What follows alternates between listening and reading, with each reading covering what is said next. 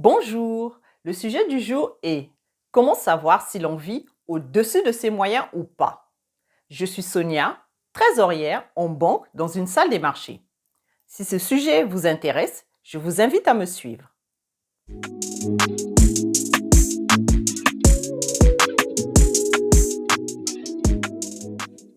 Comment savoir si l'on vit au-dessus de ses moyens ou pas? D'abord, qu'est-ce que ça veut dire vivre au-dessus de ses moyens?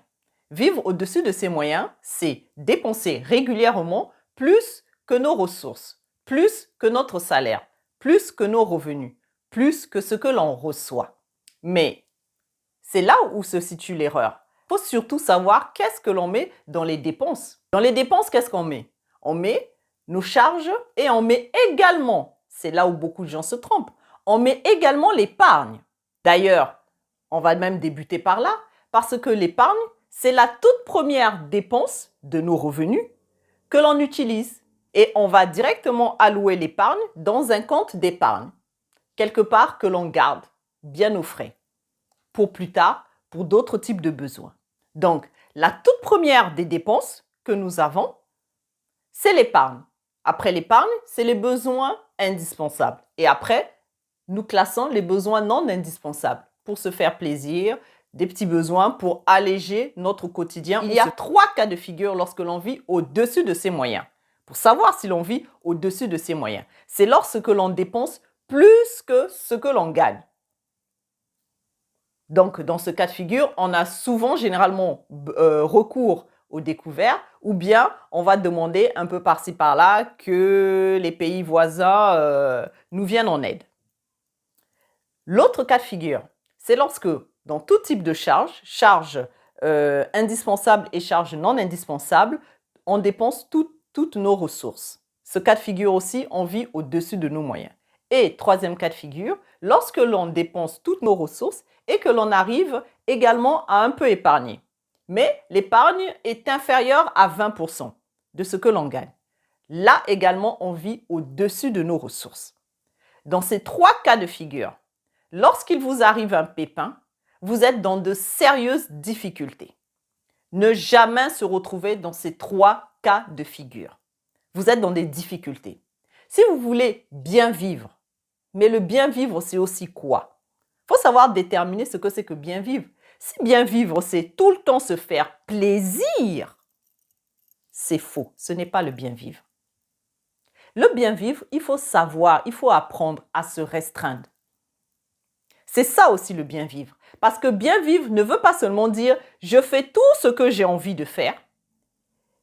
Et lorsque les pépins nous arrivent, lorsque des situations compliquées nous arrivent, on a du mal à y faire face. Les situations compliquées font partie de la vie. C'est l'adéquation à la vie. Dans la vie, il n'y a pas que se faire plaisir. Il y a plus les situations compliquées. Et donc, lorsque avec vos ressources, vous arrivez à joindre vos plaisirs, vos obligations, ainsi que les urgences, lorsque tous ces 3 sont réunis, là, vous savez bien vivre. C'est ça, le savoir bien vivre. Et c'est ça, le bon vivre. Pour quelle raison? Parce que le soir, lorsqu'on dort, on dort bien sur notre oreiller. C'est tellement agréable.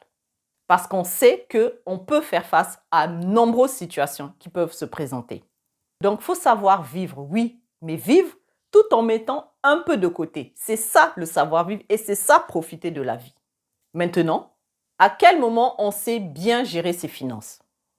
On sait bien gérer ses finances lorsque l'on perçoit notre salaire, notre revenu mensuel. Là, on mensualise.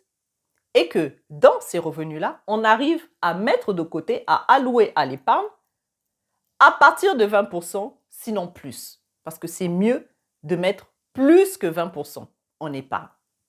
Mais lorsqu'on arrive au moins à mettre 20% de nos ressources en épargne, là, on sait vivre.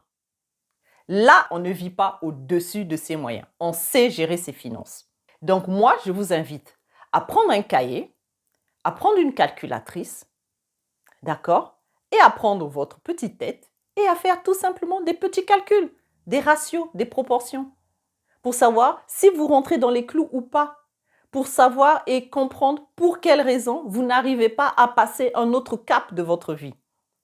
Il faut avoir les bases de l'éducation financière. Il faut avoir les bases de la gestion financière. Il faut avoir les bases de la gestion de l'argent.